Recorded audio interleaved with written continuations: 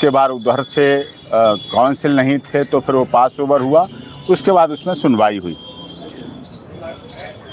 साफ तौर पर इसमें चीज़ें हैं जो एफआईआर रजिस्टर्ड हुई। आपने देखा जितने सेंटर थे लगभग कोई ऐसा सेंटर नहीं बचा जहां एफआईआर रजिस्टर्ड नहीं हुई। 420 में एफआईआर रजिस्टर्ड हुई, जिसके तहत 60 सेकंड में 60 सवाल, यानी कि 1 सेकंड में 60 सवाल, बटन दबाने की देर थी और सवाल हल होते चले गए। ऐसा किया गया, जो कि लोगों ने 15 से 20 लाख रुपए इस यूपीएसआई में भर्ती होने के लिए दिए अभ्यर्थियों ने। और इसमें ऑनलाइन लिखित परीक्षा में सफल होने के लिए परीक्षा के केंद्र व्यवस्थापक, संचालक, प्रबंधन की सक्रिय मदद से अनुचित साधनों, इलेक्ट्रॉनिक डिवाइसेस, उपकरणों आदि का कायरतापूर्ण प्रयोग करते हुए बेईमानी से ऑनलाइन लिखित परीक्षा के प्रश्नों का उत्तर दिया गया। पूरे घंटे बैठे रहे अभ्यर्थी जो नकल वाले थे। सॉल्वर गैंग जो चल रहा था, सॉल्वर गैंग ने जिस तरह से कार्य किया उसको फिर इस तरह से हल किया, जो कि भारतीय दंड संहिता की सार्वजनिक परीक्षा अनुचित साधनों की रोकथाम अधिनियम 1998 हमने कोर्ट को दिखाया, धारा 99, 10 एवं भारतीय दंड संहिता की धारा 420, 120 भी तथा सूचना प्रौद्योगिकी संस्थान अधिनियम की धारा 66 जो आईटी एक्ट है उसकी 66 के अंतर्गत दंडनीय अपराध है। इसमें साफ तौर पर हर गरीब परिवार, उत्तर प्रदेश का जो गरीब परिवार जो ईमानदारी से रेस लगाते हैं, दौड़ लगाते हैं, फिजिकल करते हैं, कोचिंग करते हैं और पढ़ते हैं और चाहते हैं वो उसमें यूपीएसआई भर्ती में शामिल हो। लड़कियां अभ्यर्थी ऐसी बहुत सी हैं कि जो अपने घर में मेहनत करती हैं, परिवार की स्थिति को देख के मेहनत करती हैं, मुश्किल से फॉर्म भरती हैं, आती हैं, जाती हैं, एग्ज़ाम देती हैं, अपने जीवन को चलाती, वो कैसे 20 लाख देंगे? अगर उन लड़कियों के पिता के पास 20 लाख रुपए हों तो पहले तो वो शादी ही कर दें, लड़की की पहली प्राथमिकता होती। लेकिन नौकरी, बेटी बचाओ बेटी पढ़ाओ का अभियान कहाँ अधूरा? 20 लाख रुपए दो तब बेटी नौकरी लगवाओ। साथ में ये भी लिखो, बेटी बचाओ बेटी पढ़ाओ, फिर नौकरी लगवाने के लिए बेटी को 20 लाख रुपए दो, तब नौकरी लगवाओ, तब उसे अपने पैरों पे खड़ा करवाओ, तब वो आगे योग्य बने। चीज़ें जो हैं जो यहाँ हुई हैं, इसी बात को लेके हमने स्टेट वर्सेस जो अपील लगाई है, रिट लगाई है शिशुपाल एंड अदर्स की तरफ से, रिट नंबर 11/456/22, जिसकी आप सबको जानकारी है। बहुत से आप इसमें याचिकाकर्ता भी हैं, विभिन्न तरह से आप भी संघर्ष करके पहुंचे हैं। अब सारे प्रोसेस होने के बाद आज इस पर बहुत अच्छी तरह लंबी बहस हुई, लंबी सुनवाई हुई और इसमें माननीय अदालत को हमने कन्विंस किया जिन बातों के लिए, उनमें मुख्य रूप से हैं कि जो यूपीएसआई भर्ती परीक्षा हुई थी 2020-21 की, सबसे बड़ी इसमें बात क्या रखी गई कोर्ट में, ऐसी एनएसआईटी एजेंसी द्वारा ये परीक्षा कराई गई जो कि पहले से ही पूर्ण रूप से भ्रष्ट थी। व्यापम घोटाला मध्य प्रदेश का हुआ, उत्तराखंड में हुआ, जम्मू कश्मीर में भर्ती को लेके हुआ, उन सब में ये कंपनी शामिल थी। मध्य प्रदेश में तो व्यापम घोटाले में कितनी मौतें हो गई इस बात को लेके घोटाले में, लेकिन इसी कंपनी को एनएसआईटी जो मुंबई की है, इसको उत्तर प्रदेश सरकार ने, क्या कारण रहे, क्या उनकी मजबूरी रही, क्योंकि कोई ना कारण रहा होगा, कोई यूं ही तो बेवफा नहीं होता ना कुछ तो मजबूरियां रही होंगी, तो उसको ही दिया गया। और उसके बाद उसने इसमें घोटाला किया और बच्चों के भविष्य के साथ खिलवाड़ किया। और दूसरी बात, यूपीएसआई वो जिम्मेदारी वाला पद है, आईओ होता है, इन्वेस्टिगेशन एजेंसी का काम करता है, चौकी इंचार्ज बनता है, आगे प्रमोशन होता है, एसएचओ बनता है, सीओ बनता है। अगर वो 20 लाख दे के अभी चला गया तो उसकी लेने और देने की प्रक्रिया कभी ख़त्म नहीं होगी, वो आगे भी लेगा और देगा।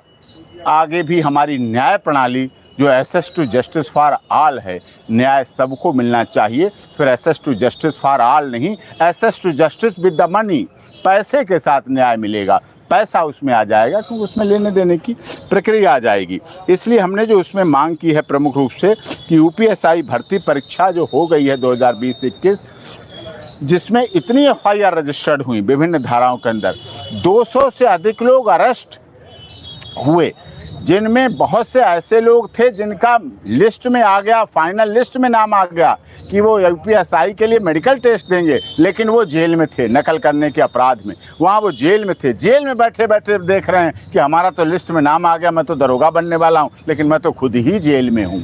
आप इससे बड़ी क्या विडंबना को समझ सकते हैं। तो हमने यही इसमें मांग की कि उत्तर प्रदेश एसआई भर्ती 2020-21 की परीक्षा उसको पूर्ण रूप से रद्द किया जाए, मेडिकल पर रोक लगाई जाए, जो मेडिकल कराने की बात की जा रही है मेडिकल पर पूर्ण रूप से, ये मैंने कोर्ट से मांग की है और उसको कोर्ट ने सुना, ऑनरेबल हाई कोर्ट ने सुना। आज मेडिकल पर रोक लगाई जाए, दोबारा जल्दी से ही दूसरी साफ सुथरी एजेंसी से, जिसको ऑनरेबल कोर्ट भी वेरीफाई करे, उससे यूपीएसआई की भर्ती की परीक्षा कराई जाए। और यही ऑनरेबल कोर्ट ने कहा है कि इस सब मांगों पर जो इन्होंने हमारी याचिका है Shishupal Singh and others writ number 11/456/22, इसमें यही मांग है, यही इसी पर ऑनरेबल इलाहाबाद हाई कोर्ट ने आज 4 हफ्ते का नोट दिया है टाइम अपोजिट पार्टीज़ को कि इसमें 4 हफ्ते के अंदर इस पर कार्रवाई करें और 4 हफ्ते के अंदर हमें जवाब भी दें और 4 हफ्ते के अंदर इसमें सुनवाई भी होगी, इस पर आगे सुनवाई होगी, जो भी आगे प्रोसेस होगा। क्योंकि ये पूरे उत्तर प्रदेश, बात ये नहीं कि हमारे इस याचिका में कितने याचिकाकर्ता हैं, बात यह है कि ये उत्तर प्रदेश के हर गांव से जुड़े हुए लगभग 9 लाख याचिकाकर्ता हैं, लगभग 9 लाख याचिकाकर्ताओं के आधार पर, और इसमें 200 की अरेस्ट की हमने ये लिस्ट लगाई है। ये हमारी याचिका में आप जूम करके दिखाइए, ये वो हैं जो लिस्ट में गिरफ्तार हुए हैं, ये गिरफ्तार हुए वाले लोग हैं, लिस्ट है इसमें। और ये एफआईआर की लिस्ट है, ये देखेंगे आप, ये हमारी याचिका में एफआईआरें हैं, जो लिस्ट ये है, ये एफआईआर दर्ज हुई है, इनकी लिस्ट लगी हुई है, ये है लिस्ट, ये गिरफ्तार की है। और ये एफआईआर की कॉपियां हैं, जो एफआईआर दर्ज हुई, ये वो कॉपियां हैं। और ये वो अखबार हैं जो हमने कोर्ट को दिखाए हैं कि इस समय दरोगा भर्ती परीक्षा में धांधली में 14 आरोपी गिरफ्तार। मैं नहीं कह रहा, प्राची सिंह आईपीएस अधिकारी कह रही, एसपी कह रही प्राची सिंह कि इतने लोग गिरफ्तार हुए। आधे घंटे खाली बैठे रहे, फिर हर 3 सेकंड में हल किया सवाल। पुलिस भर्ती परीक्षा में बायोमेट्रिक से पकड़ा गया मुन्ना भाई, दरोगा भर्ती में मास्टर कंप्यूटर हैक कर हल किया प्रश्न। तो ये सब चीज़ें हैं और जिन पर कोर्ट ने, ऑनरेबल हाई कोर्ट ने पूरा सख्त रवैया अपनाते हुए 4 हफ्ते का समय दिया है आज सुनवाई में। अब आगे जो भी डिसाइड होगा, और इसी संबंध में हमने आज, क्योंकि सब लोगों की, आप लोगों की भी इच्छा है जो देख रहे हैं, और उत्तर प्रदेश से जुड़े हुए ऐसे बहुत से युवा हैं जो अपनी नौकरी की आस को लेके चल रहे हैं, जिन्होंने परीक्षा दी है लेकिन उनके पास 15-20 लाख रुपए नहीं है। हर व्यक्ति के पास 15-20 लाख रुपए नहीं है, कुछ के पास थे, उन्हें पैसे मुबारक, जिनके पास थे देने की क्षमता है दिए हैं, उन्होंने भ्रष्टाचार का रास्ता अपनाया है और देके नौकरी लगने की उन्होंने आशा व्यक्त की, ठीक है बैठे रहे सॉल्व कर। लेकिन वो भी देश का भविष्य नहीं मानता हूँ मैं। वो पैसे देके आप अगर कोई पद पाते हैं तो मेहनत करने वालों का, जो हार्ड वर्कर हैं, जिन्होंने मेहनत की है, जिन्होंने पढ़ाई की है, जिन्होंने लगन से काम किया, उनके लिए धोखा है, उनके लिए छल है, वो भी नहीं होना चाहिए। इसी बात के लिए हमने 3 बजे प्रेस क्लब में, यहाँ प्रयागराज जो प्रेस क्लब है उसमें प्रेस कॉन्फ्रेंस रखी है। आप लोगों को वहाँ से भी अपडेट किया जाएगा, माननीय योगी जी तक खबर पहुंचेगी इस बात को लेके, क्योंकि उत्तर प्रदेश सरकार के सब पार्टी बने हुए हैं और मैं समझता हूं माननीय योगी जी को इस पर ध्यान देना चाहिए। सन्यासी हैं, बहुत जाति, क्षेत्र, भाषा, संप्रदाय से बहुत ऊपर हैं, उन पर कोई आरोप नहीं लगता अन्य दलों की तरह, लेकिन मैं समझता हूं इस आरोप से भी उन्हें मुक्त होना चाहिए। बेरोजगारी की समस्या तो हमारे देश की बड़ी है ही, वो उत्तर प्रदेश की भी है समस्या, लेकिन जब ईमानदारी से भर्ती हो, ऐसी एजेंसी से कराएं जब ब्लैक लिस्टेड लिस्ट है। हमने उसमें कहा था, उसमें कोर्ट को दिया कि उसमें गाइडलाइन है किन लोगों से परीक्षा कराई जाए, ये साफ तौर पर गाइडलाइन है कि किन लोगों से परीक्षा कराई जाए। इसमें साफ तौर पर ग्राउंड्स हैं कि इन लोगों से परीक्षा कराई गई, जबकि परीक्षा कराई जानी चाहिए थी ये agency and its subsidiary must not be blacklisted or on work holiday by the central government, state government. The firm or any of its directors should neither be convicted by any court of law or blacklisted by any government. Not any criminal case should be pending against such firm in any court of law. यहाँ व्यापम पे कोई case नहीं होना चाहिए। मध्य प्रदेश में व्यापम के लिए मध्य प्रदेश के हर जिले में व्यापम की घोटाले की जांच के लिए कोर्ट बनी गई हैं, सेपरेट कोर्ट बनाई गई। ग्वालियर हाई कोर्ट में कोर्ट बनाई गई, ग्वालियर कोर्ट में व्यापम घोटाले की अलग से जज बैठा ले गए। यहाँ कह रहे बिल्कुल केस नहीं होना चाहिए, ऐसी कंपनी से कराना चाहिए। यहाँ केसों को उसके पास लाइन लगी। The agency will provide a self declaration certificate as following, certified that the company firm and its subsidiaries has never been blacklisted in last 5 years by any government public sector agency undertaking in India. The service of the company firm and its subsidiary have not been discontinued by the client for unsatisfactory performance in connection with recruitment process of any government public sector agency undertaking in last 5 years. तो ये चीज़ें हैं। The agency must have at least 500 technically qualified, trained and experienced manpower on their role for conducting online recruitment examination. At least 2 technical employees has to be deployed at every test center. The agency must have capability to deploy more skilled manpower if required. Agency must submit detail like employees ID, name, employees, corporate email, contact, etc. The agency should commit to set up an office in Lucknow with full-time employees and infrastructure if in case the contract is awarded to the company.